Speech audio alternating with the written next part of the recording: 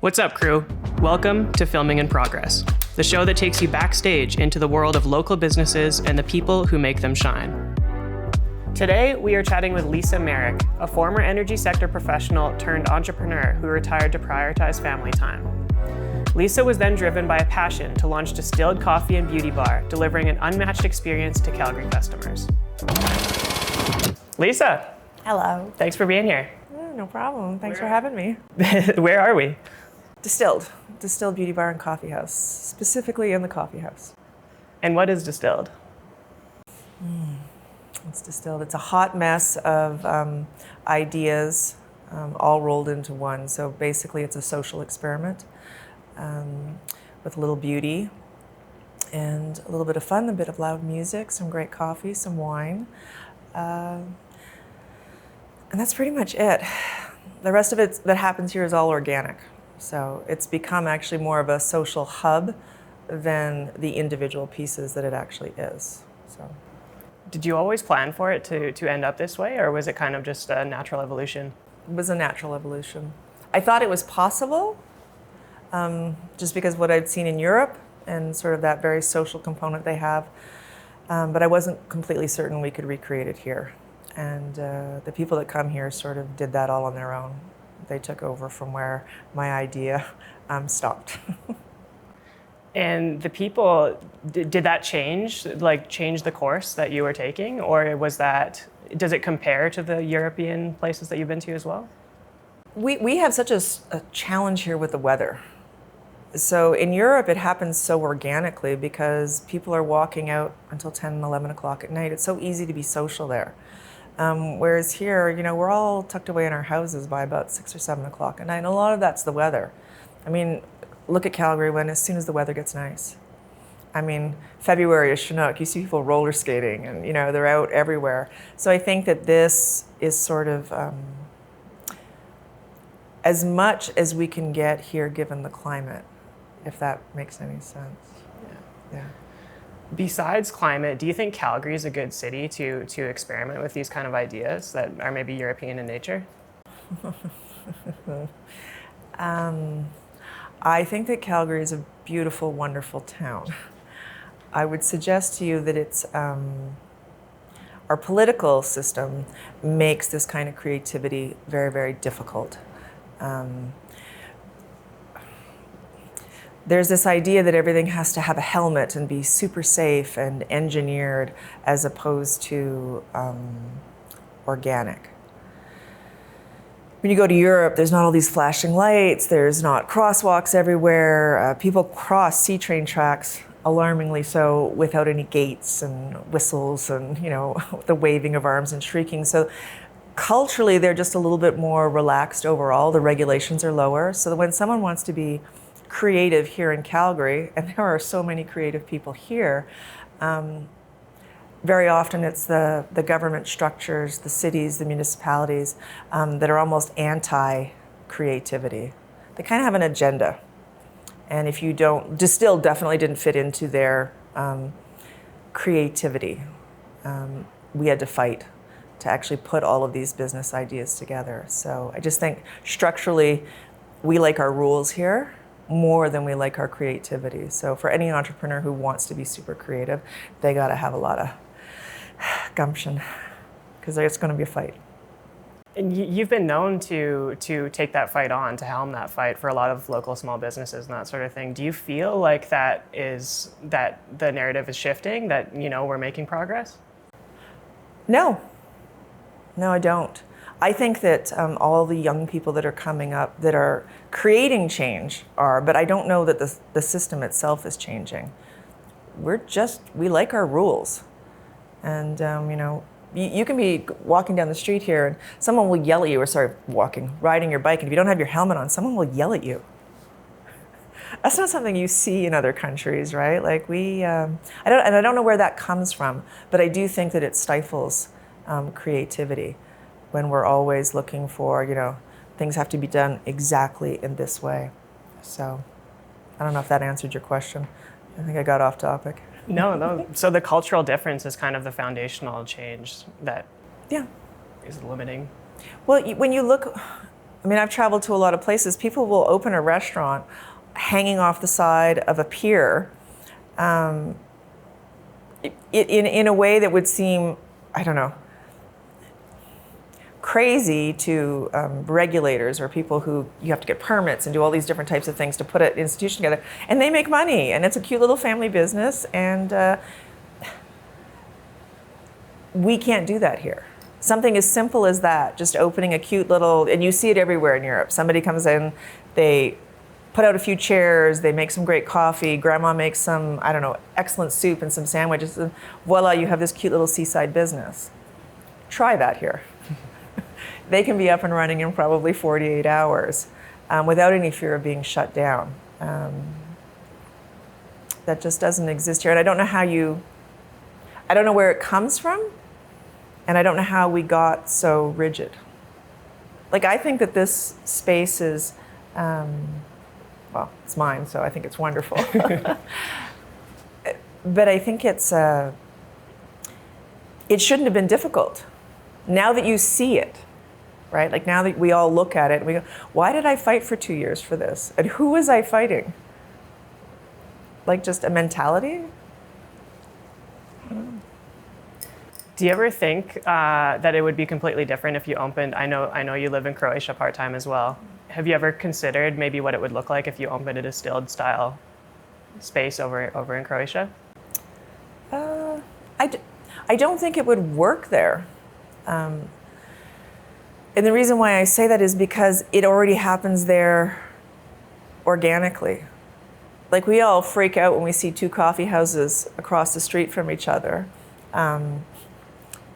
I'll use Croatia as an example because that's where I spend the most time. When you walk down the streets in Zagreb, their major town, there's 30 coffee houses.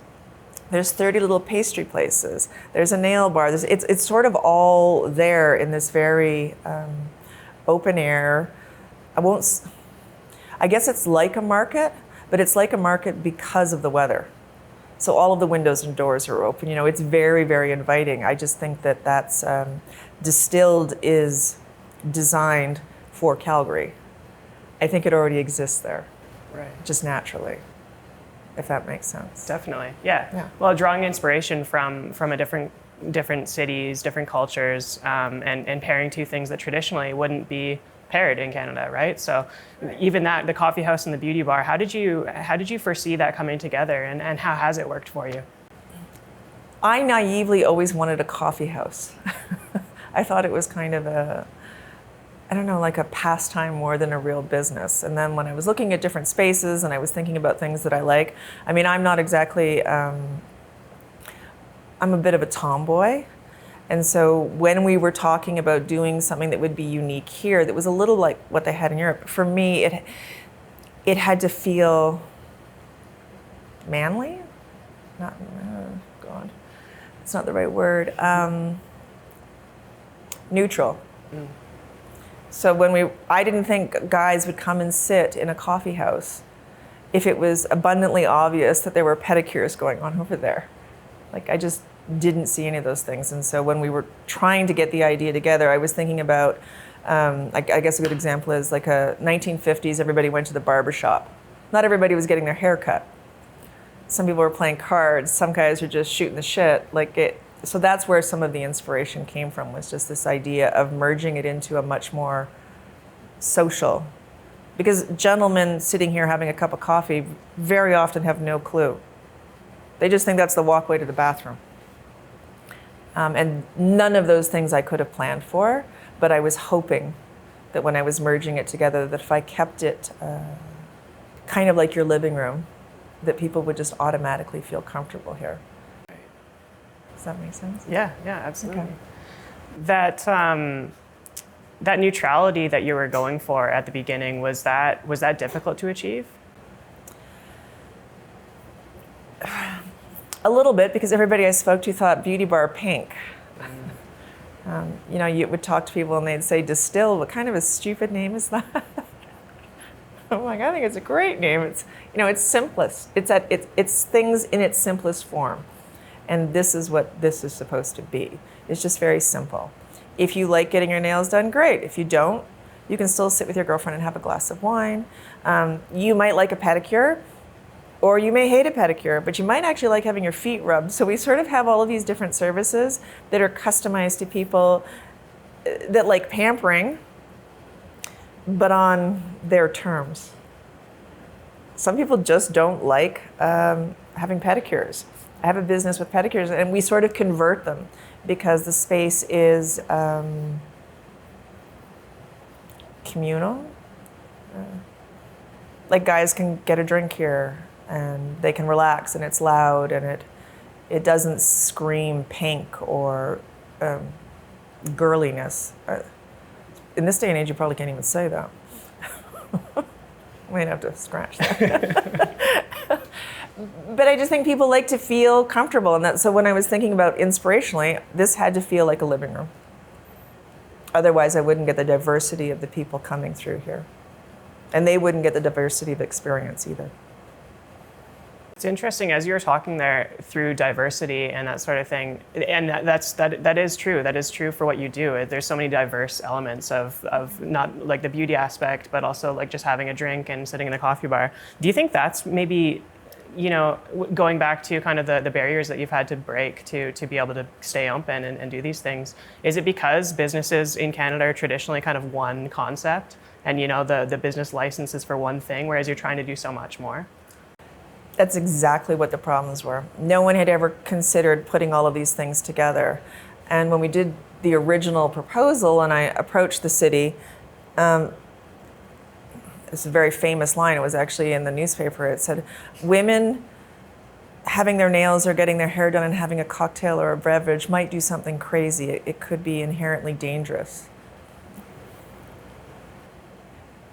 2016, you can drink on a golf course.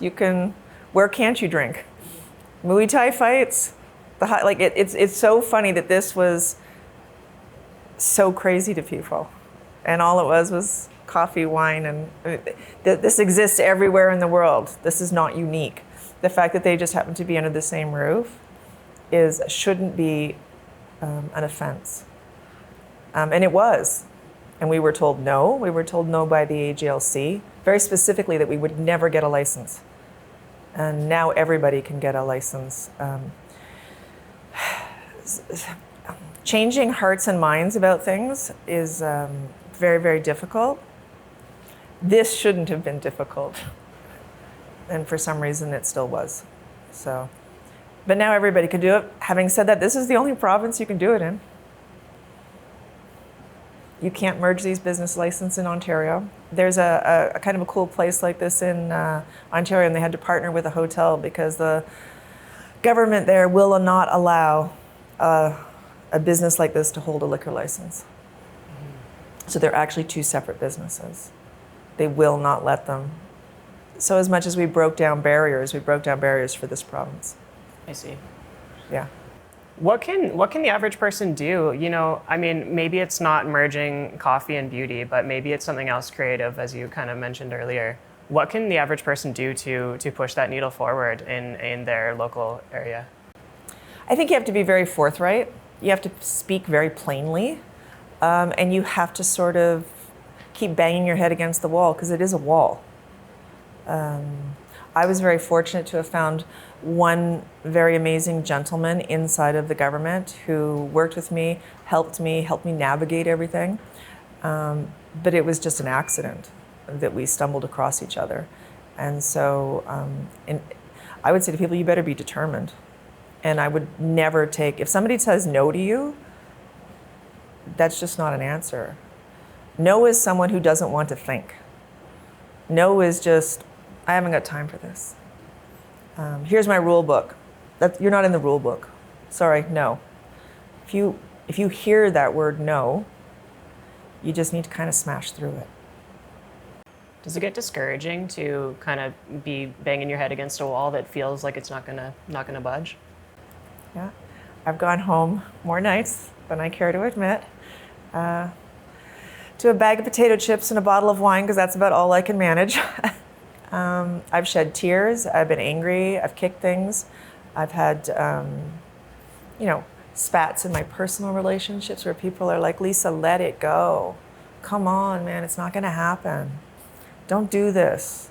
Even in my own head, Even in my own head, it's like, you're too old for this shit. Why do you care? And I'm not quite sure why I do.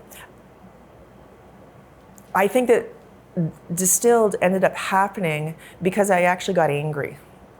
When I was first told no, I was like, you've got to be kidding me. And I was full of piss and vinegar. And I sort of had the attitude of, absolutely, no one tells me no.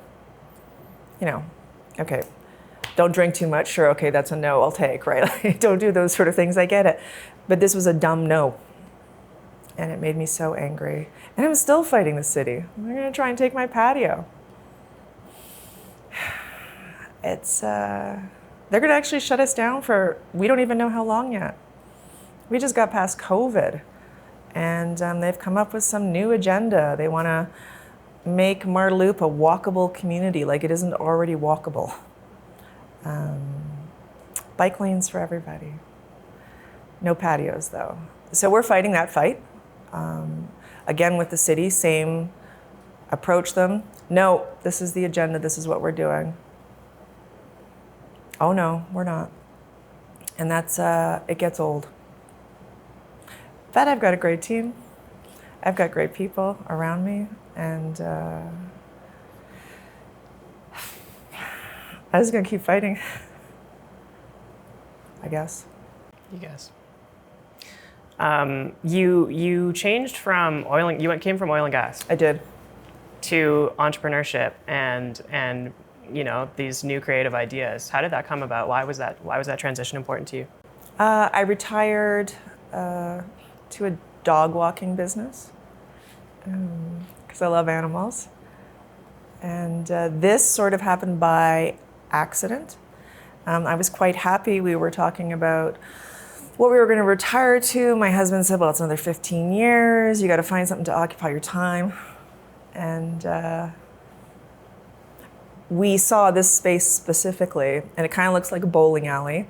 And we started literally inside of 6 months, well, you could do a coffee house, you could do this, so it literally came out of goofing around and talking about me doing something meaningful for the next 15 years. While my husband expanded his career and took care of the family. So it's just, I never thought when I was 4 years old that this is what I was going to do. And I was quite a happy dog walker. And this seemed like a challenge, and it seemed like something interesting. And I get to do it with my son. I hadn't thought it was going to be this challenging, but that's sort of how it wasn't some great master plan. It was about a bunch of little ideas picked up around traveling and what have you. I was like, well, what if we did this together? And what if we did that together? And then my very dear friend put it all on paper for me. And there it is. So, when those ideas came about, when you were traveling and that sort of thing, was there any barrier in your head to bringing that to life, or was it something that you thought could be the case in the future? I just had admiration for the people that did it.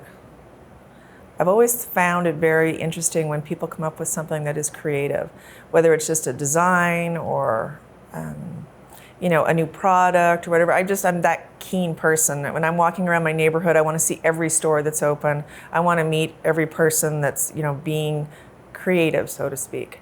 Not because I'm interested in doing it, just because I love it. I think it's very cool. So me seeing all of these different types of ideas were not steps in a business until we said, you need to find something to do.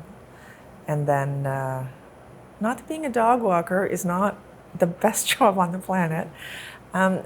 So this is out of admiration for other things I saw people doing. It has my own spin for sure, but it's out of admiration of other creative things I saw when I was traveling. But there was no agenda to that. I wasn't out looking for that, if that makes any sense. Mm-hmm. So like you said before, it's been a constant evolution of your ideas and the people that come and attend and that sort of thing. Mm-hmm. That's it. When obviously you're very familiar with being kicked down and banging your head against the wall and that sort of thing, there's got to be some sort of, underlying passion or reason as to why we put ourselves through that. What is that for you? Oh dear, you're not gonna like the answer. I hate stupidity. I really hate it. I hate the idea of not being able to discuss things with people to move forward. I think if you look historically, it's not like the masses come up with great ideas. I think if you look historically, there's maybe 12, 14 people who changed the evolution of where we are today. And so that to me is the inspiration. If we're all just sitting around, loving everything that we have currently, nothing would ever change. So for me, I love change. I don't need the tomatoes to be in the Safeway at the exact same spot every time. I can go hunting for them. Sometimes it's irritating. So I just think change is good. I think evolution is super important. And I think that people need to stop talking to people that agree with them all the time and not be afraid of a good fight. And by fight, I mean a fight of ideas. Because unless you are arguing, sometimes offending, you're not getting to the right answers. And so in my opinion, that kind of apathy and the stupidity that comes from it, well, we've always done it this way, doesn't make for a very great way to live your life. So I think it's a commonality that you see among people that's, everybody says that they're open to change and they want change and that sort of thing, but then their actions speak differently. Mm-hmm. How do you, throughout conversation or, facilitating in your space, how do you facilitate or help push those conversations forward and ensure that people are thinking the right way about potentially being more open to it? I tell people what's on my mind. That's not very popular. I have some really great friends who think very differently than me because we have respect for each other's ideas. So if you come in here and you want me to fluff your bum for you and tell you you're perfect or you're beautiful or you're coming the wrong place. I'll give you a hug, tell you I love you, because I probably do. But if you're looking for sameness or if you say something that I fundamentally disagree with, I don't have to hate you. But we certainly have to have a conversation about it. And I think if you don't do those types of things, even in your relationship with your husband or your children, I don't like that. Why did you do that? Those needs to be things that people say out loud. I get people that come in here and say some crazy stuff to me. I'm like, whoa, whoa, whoa. You need to tell that shit to somebody else. I'm not going to allow that type of, to just stand. And that can be as simple as, I think I look great in red. No, actually, it's not your color. I think that you have to push everybody's boundaries a little bit, especially when there's a lot of opinions that we hold because we run in certain circles, and it can be really harmful to a society who starts to think like a group. That's what my father told me. It was beaten into me from when I was a little kid. Ask questions, argue, be better. It kind of goes back to the cultural difference that we were talking about earlier too, right? Like, how far do you really think that this can, going back to the rules, all these rules and that sort of thing that we talked about, how far do you think that can change in a culture that, hasn't been set up from that way of thinking from the beginning? I don't know that Canada can really change. I think that is part of our culture. We haven't seen something we didn't want to put a regulation on, whether it's cup size or this coffee is hot. I think it started right about then, right? I mean, you got to tell somebody a coffee is hot or, Drano kills. Imagine that. Imagine a species that you have to tell that drinking Drano could be bad for you. I think we started a very, very long time ago trying to extend life, be safer, do, all of these different seatbelts, all of those stuff. I'm not saying that certain of these things don't help, but we've decided we want this monolithic, everybody's going to be safe, everybody's going to do everything the same way, and we've taken away a personal choice.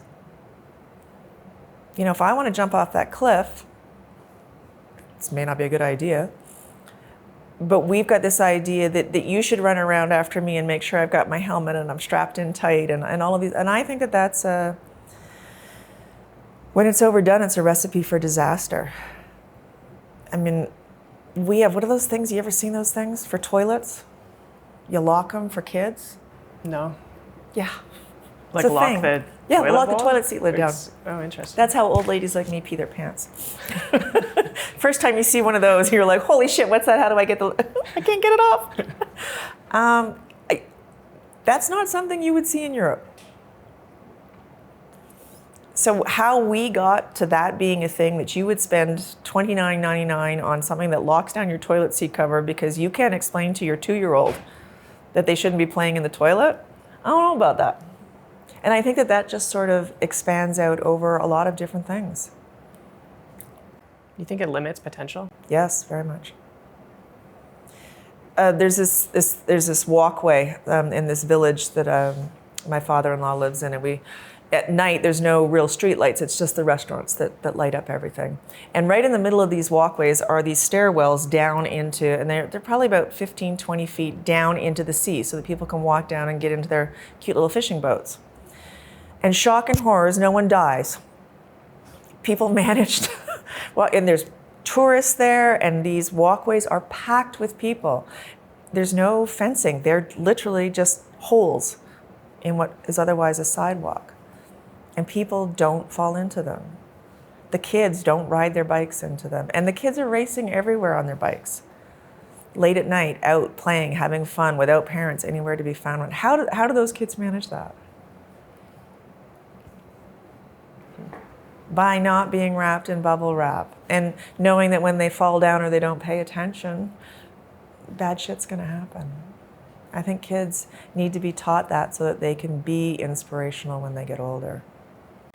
So you said you're passionate about change, which is very clear, but also that due to the cultural atmosphere here, that it would be very difficult and or impossible to completely change the way Canada thinks or operates or that sort of thing. Mm-hmm. Would you say that then the goal would be to kind of spark change in each individual to make changes in their own life and that sort of thing? Exactly. That's where it comes from.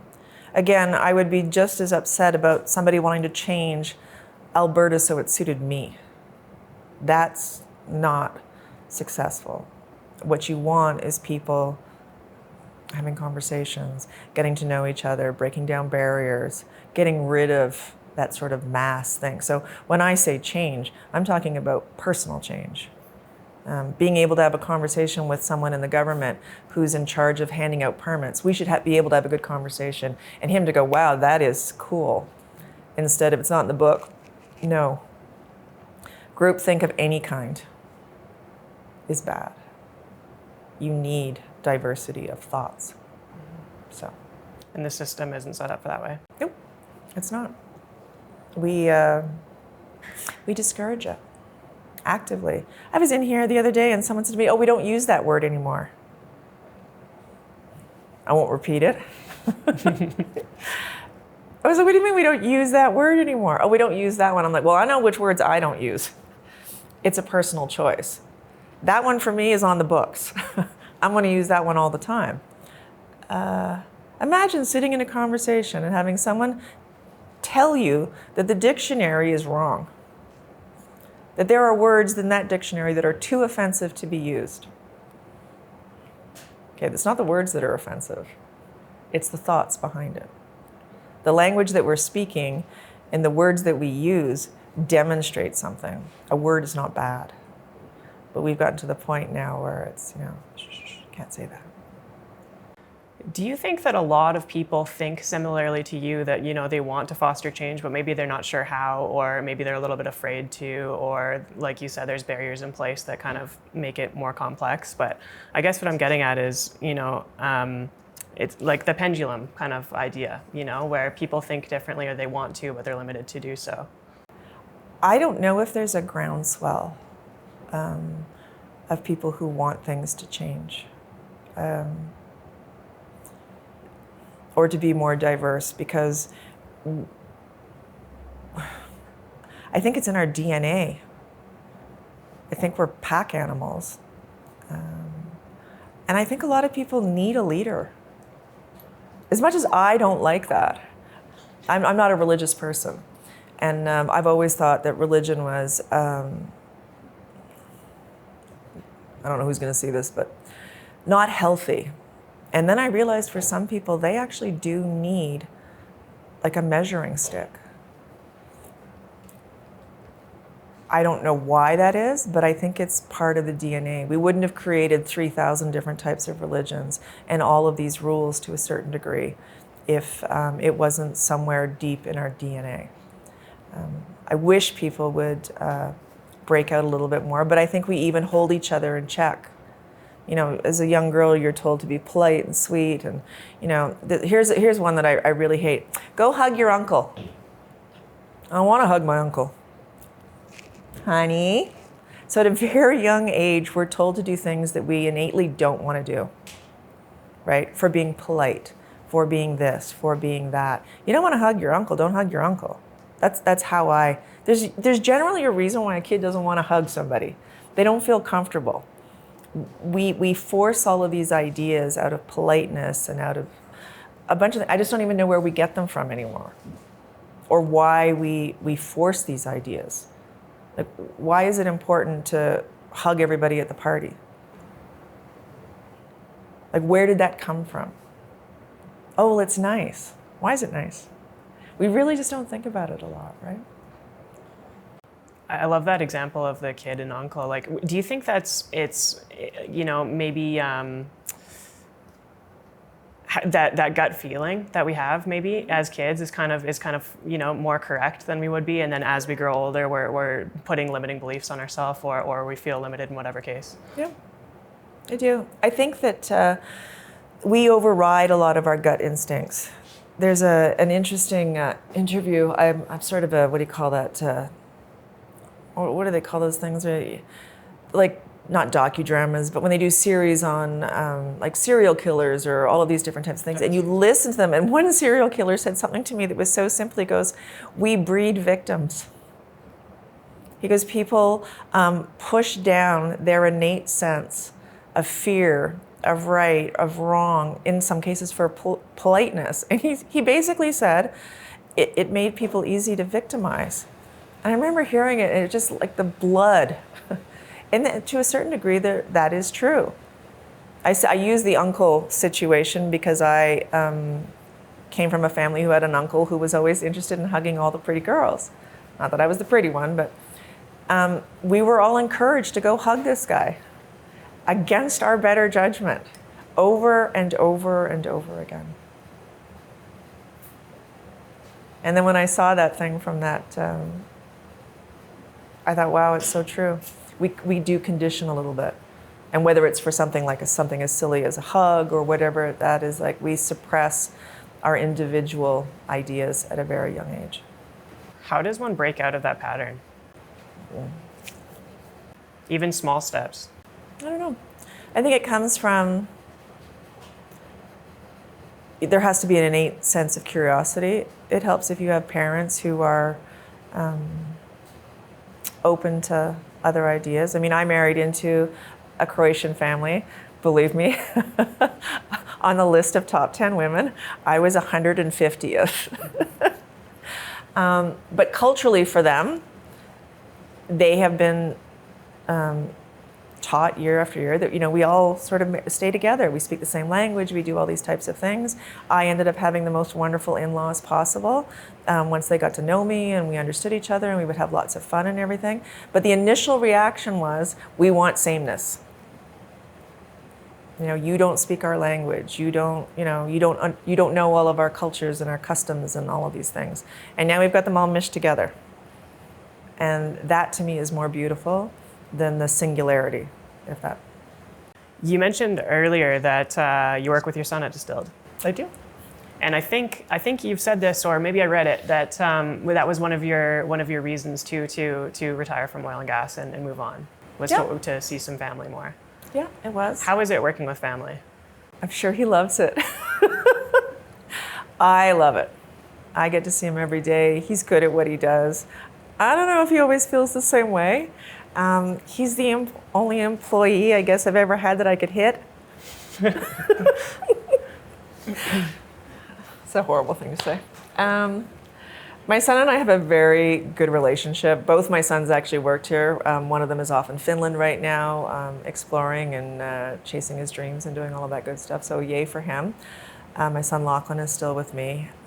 It is my hope that he will continue in the business, but that has been the most amazing part of all of this. For all of the no's and all of the grief and stress and what have you, it was all worth it. Mm-hmm.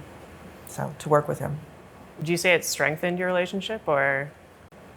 We might have to ask him. I think that he has a newfound respect for me as his mom. And I think I have a newfound respect for him as my son. I didn't realize he was as talented as he was.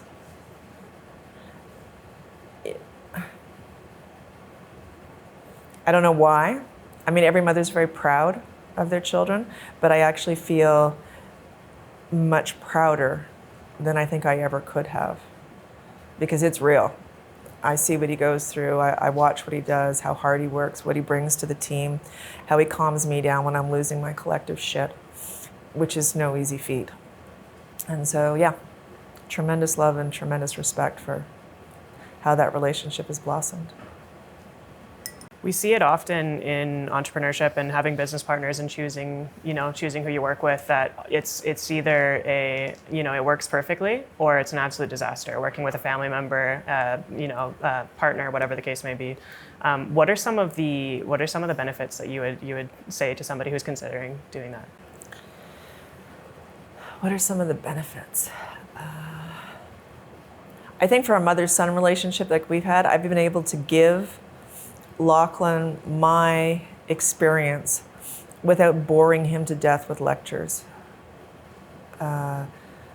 Doing it and showing him what you're capable of is way more important than talking about it. So that's the only thing I could say to that, really. I hope he's picked up something. If only, actually, one of the best things I would say about that is he's learned to be more accomplished than I am. I think he's pulled from my personality some of the good parts, and he's left some of the shit behind on the shelf, which is almost like a cheat, right? If you can learn earlier, I think you're lucky. I'm at 57 and I'm still learning when to shut my mouth. So. I know that you're looking at other business opportunities right now. Oh gosh, yeah. Are we allowed to talk about that? Sure, we can talk about it. What's the inspiration? Why the change? I would like to do a business that is a little more about real personal wellness and more alone time. I don't think anybody learns much about themselves in a big group. It's how we're designed, for sure. It's what brings us joy. Family parties and meeting your buddy at the coffee house, going to the bar, playing games, doing all that. There's a lot that can be learned about yourself and about wellness when you're actually by yourself. So my business idea is about taking a bit of wellness that we all commonly know, cold plunges, hot plunges, very common in European countries, getting more and more popular here, and taking that to sort of the next level. Being outdoors all the time in Calgary is really tough. I am not a skier. I'm not I don't like ice skating and all that sort of stuff, but I do like being in nature. And I want to try to find a way to do that with this new, I'll call it a health craze. It's been around forever, cold plunges and saunas and all that. We're not reinventing anything here. I just think that there is a way of doing it.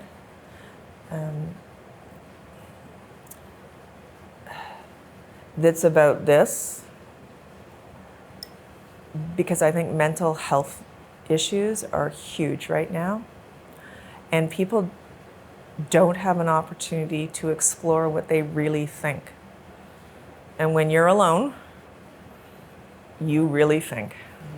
And when you're in a sauna by yourself and you're actually reflecting, and it does put your body through some pretty hardcore issues if you do it right. And I think there's an opportunity to give people sort of a quiet space, which is, to be honest, almost the exact opposite of this. Both things are needed, in my opinion. Spend time with people who spend a lot of time alone, and you will actually find them to be very interesting. They don't need to be entertained. They're very often entertainers. So this new business idea would potentially give people the opportunity to be alone where they typically wouldn't. You know, society's so busy, life is so busy, we put ourselves in those scenarios, but... Yeah. Being alone is probably the most underrated wellness tool. And I'm not talking about living on an island by yourself or in a van like some people, but I just think a couple of hours a week reflecting, or maybe just not thinking, giving your mind a chance to just rest. You hear the term anxiety and this, and I'll tell you, I don't know, I think anxiety is what we're all supposed to have to a certain degree. I think it gets heightened when there's no opportunity to simply unplug. I don't think our bodies were meant to run at full octane all the time. We don't always have to be in each other's spaces, responding to, you hear the ding and all of a sudden your brain makes this little twitching noise. I actually think that happens now. I don't know about you. I put my phone and I turn it off, and I had to do that because the actual little ding of a text message makes me think, I should go deal with that. And when did that happen? Like, when did we start having this little thing that we carry around basically run our lives for us? Do you do that? Yeah, oh yeah, absolutely. Or a buzz or whatever the case may be, yeah. Yeah, I think it's super interesting that, and going back to your aloneness side of things too, when you're staring at your screen, even when you're watching TV, anything like that, you're not alone. Right. Exactly. Mm-hmm. I love that. So sitting in a cold plunge or a sauna or something like that, no phones, nothing else, no conversation, yeah. Be alone with your head. Be alone with your head is probably one of the best things that you can do. Creativity comes out of that, quietness, a little bit of self-love. I hate that term, but you gotta be a little bit gentle with yourself sometimes, especially when you're having a shitty day. I mean, crying, I had a big meeting recently, and I was frustrated and head banging and the whole bit, and I went for a plunge. And then I went and sat in the sauna. Then I came home and cried for 15 minutes. And God, did I feel good. I have no idea why I was crying. Something was cathartic. I'm not a huge crier, but something needed to get out. And I had a great sleep, and I felt wonderful. So I just think there's a lot of different ways to feel good. And we just focus on it coming from somewhere else all the time, as opposed to it. Like, I have the right jeans, or my hair looks good today, or, oh, there's a package at the front door. Do you think that all these distractions are really just, stopping us from being in touch with ourselves or feeling our own emotions or those sort of things? And there's merit in allowing ourselves to be still with ourselves. It's huge merit. Some of the nicest people and some of the coolest people I've ever met don't have huge friend circles. They don't party. They don't do these things that they have great family relationships, but they spend a lot of time working, but not in the way that you would think. So, everybody here has got a freaking life coach, or we got this, we're trying to work out our issues, I got a therapist, God, I can't do this without that. These are people that are just working. And by working, I mean very simply, something that they're passionate about by themselves. It could be woodworking, it could be knitting, it could be any of those different types of little things. You meet people that have sort of those kind of passions and those abilities to go up into the mountains and just be by themselves, or sit on a park bench and read. I mean, those old classic pictures of New York with everybody sitting around by themselves feeding the pigeons. Like, what happened to that? Can you imagine the calm associated with that? And what springs out of that, and from a health perspective? I think it's tremendous. Because when I do some of those very simple things, and I'm not good at very much, I feel a lot better. How do you find that balance? Because I agree, it's so important to have those resetting activities, or go and feed the pigeons in Central Park, or whatever the case may be. But as entrepreneurs, it's hard to find that time, or is it not? It can be almost impossible. And I'm certainly no expert. I've done just about everything wrong that I could have done. I've run myself into the ground, the whole 9 yards. When I sit back and I think about some of the mistakes I make, it's not finding the time. But I don't know, when you run your own business, especially something perhaps as intensive as this. My dog walking business was awesome. I was the most chill person on the planet. Every day was a gift. Still an entrepreneur, different kind of entrepreneur. This is way more intensive. So I think finding the balance is also finding about what you can manage. Now, I'm lucky enough that I work with my son. I'm getting downtime. That's not true of a lot of entrepreneurs, and I don't know how they get it. Because so many of them are, as we like to say, financed and one paycheck away from the taxes being too high, or staff members don't show up for work, or, and I say staff, I should say team members. Because there's so many things that can go wrong, and your life is really not your own. So I don't know how you find that balance. I think you have to pick something that fits your lifestyle. And not a lot of people would want it. This is 7 days a week, 12 hours a day. Mm-hmm. So that's not for everybody. It's an interesting perspective, the one that, entrepreneurs are the ultimate, they have their own freedom and that sort of thing. Whereas, like you said, realistically, you're working for everybody else. Yeah. I have great people that I work with. They get sick. Stuff happens. Well, when they aren't able to come or whatever, you have to fix those situations. It doesn't matter whether it happens at 11 o'clock at night, or someone's little person is not feeling well, they've got to go to the hospital. Those are all, nobody's done anything wrong. But we're in retail. You have to open. There's appointments to cover. There's all of that. And so I think it would be ignorant to say that there's a way of controlling that.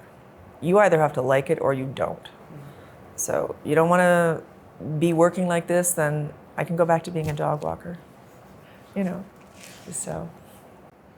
What's next? So you've got Distilled. You're potentially looking at something new. You're about to go to Croatia. How are you going to split your time going forward? The one thing that I've learned, to your other point, is I need to count on some of the people in my life a little bit more. So that's a good takeaway. That's going to allow me to hopefully start this other little venture. And it's also going to allow me to focus on my sanctuary that I have in Croatia, the animals. We plan on expanding that. It's a lot of work, but it kind of goes back to that. It's within my wheelhouse. I don't think of that as work. It's almost therapeutic. Like, I probably clean 8 kitty litter boxes before 7 in the morning. Not anybody's idea of fun. I love it. So, and it's a labor of love, so it's not like work. So that's my plan, is to try and slot all these 3 things and to have really good people around me, which it's taken about 7.5 years, to be honest, to find people who are comfortable with this lifestyle and the demands it takes on your family. So Have you been forced to take any hard, like hard cuts? Like, you know, maybe somebody in a friend previously or something like that didn't align with what you were Yep. working towards. I'm good at hard cuts. How are you good at hard cuts? I feel like that's one of the hardest things for most entrepreneurs, that people maybe no longer align the way they expected them to. Everybody has the right to choose what they want to think and what they want to do. I'm not going to beg you to see my side of the story. If we're talking about business partners and relationships, for this particular entity, I get a lot of feedback from my team, but at the end of the day, the responsibility comes down to me. So there have been people who don't align with what it is that I see here as a vision, and I just don't have time for that. Because I've found when you say alignment, I mean, bashing ideas back and forth is super healthy. As soon as it becomes or disrespectful, then I'm out. And I'm out fast. It's probably not one of my best traits. I wish that I had... That's the thing I would love to work on in my personality, is to be a little bit more... to take more time. I've had friends who have said things throughout this business in the process, whether it's COVID, and I shut the door and I never look back. So I'm not very generous in that particular area. I think there's something to be said about making decisions fast, though. Have you regretted any of those decisions? No. No. I miss some of the people. Like, I genuinely miss one person in particular. But, yeah, no. Not without sacrifices. Yeah, I wish we could have everything we wanted. But that's just not the way it works, you know? And what I've taken away from some of that is I need to learn to express myself a little bit better, too. So if there's a takeaway from that, it's I need to be more clear about goals. So, as entrepreneurs, we're kind of forced into learning things a lot faster than everybody else might, or, you know. Yeah. Do you think that's true? Yeah, because the screw-ups are bigger. They have such a big impact on you. When I make a mistake, it comes straight out of my pocket, sometimes month after month. So, and not all entrepreneurs learn. I mean, I've met a lot of people that think that opening your own business is going to be easy and you set your own hours, and it's nothing quite like that. For me, I've learned so much about when I make a mistake, to fix it fast. Because if you let it get out of control, oh my gosh, it just goes. And I've done it a couple of times, much to the detriment of the business and to personal relationships, to be honest. I've tried to mentor people that don't want to be mentored. So, yeah. What does success look like? You've got all these things going on. You're going to Croatia, you know, these other businesses, this one. Success for me would be that I have enough opportunity and enough financial autonomy to make sure that I can run my sanctuary without needing any additional support. So I can't turn animals away. It's just not my thing. You want to see me cry? Put a kitten in my arms that needs surgery that I can't afford. I'll figure out a way to find the money. So my idea of success would be to be successful enough to run that part of my life without any kind of compromise. To just be able to help whenever the opportunity arises. Do you see that piece of your life expanding to beyond how it is in Croatia currently? Yeah. I mean, I support a lot of animal charities. I volunteer in my spare time with the Humane Society. I'm the queen of foster fails.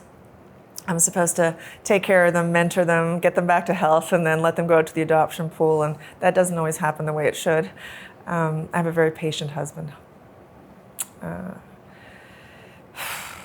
So yeah, I got lost. Sorry. I started thinking about cats. I got all screwed up. I'm turning into the cat lady.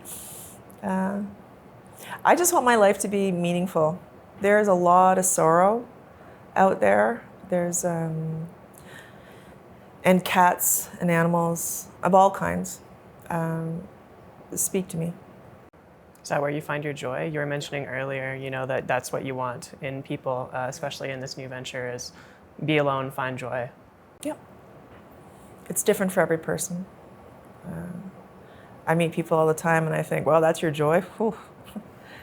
I'm sure they look at me the same way, but it's your joy and you don't have to defend it to anybody. So, as long as you're not hurting anybody else, I'm okay with everybody's joy.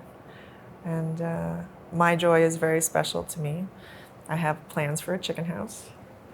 I don't eat meat, but I think that you can work cooperatively with animals. I really like eggs. So I think happy chickens who live out their lives on my property and who are actually family members who happen to lay eggs. That'd be awesome. So that's the way I see the world being a little bit better. If we were all a little bit kinder and gentler, didn't close our eyes off to some of the horrific things that actually go on every day in the world. So I want my little utopia. Would you ever start a business over in Croatia to you talked about the two here? I don't think I have the skill set there. I don't know the language well enough. I know enough to get into trouble and to order a glass of wine and do the basics, but I think that it would be a bit arrogant of me to go there and try and, I could probably have a cute little coffee house or something like that, but I'd have to be there for quite a few years before I felt like confident enough that I understood what they wanted. Because they want different things in different ways than we do. So, and it's a very wonderful culture over there, but there's a lot of things that they just aren't interested in the same way we are here. And I think my brain is just a little too hardwired for here. I'd have to be there quite a while before I felt like I could do something unique. Where can we send people to follow along? You mean like social media? Wherever's best. I guess, I don't know. You can follow Distilled Beauty Bar, YYC. What is my handle? Distilled _. Distilled _ something. Beauty Bar YYC. I think you remember you said to me one time you didn't like that because you didn't like the underscore. Underscores aren't the play. Okay. So that's where you can follow along. I don't post a lot of personal stuff on there, but I think that I will be doing a little bit more of it if we find that this is the type of venture that people might be interested. And I can get the financing and put all my ducks in a row and all that good stuff. So yeah, we'll update on there as things progress along for sure. And Awesome. Well, thank you so much, Lisa. It's refreshing to hear about the ways that you are looking to foster change and the ways that you're hoping to inspire it as well. So thank you so much. Thanks, babe. Love you.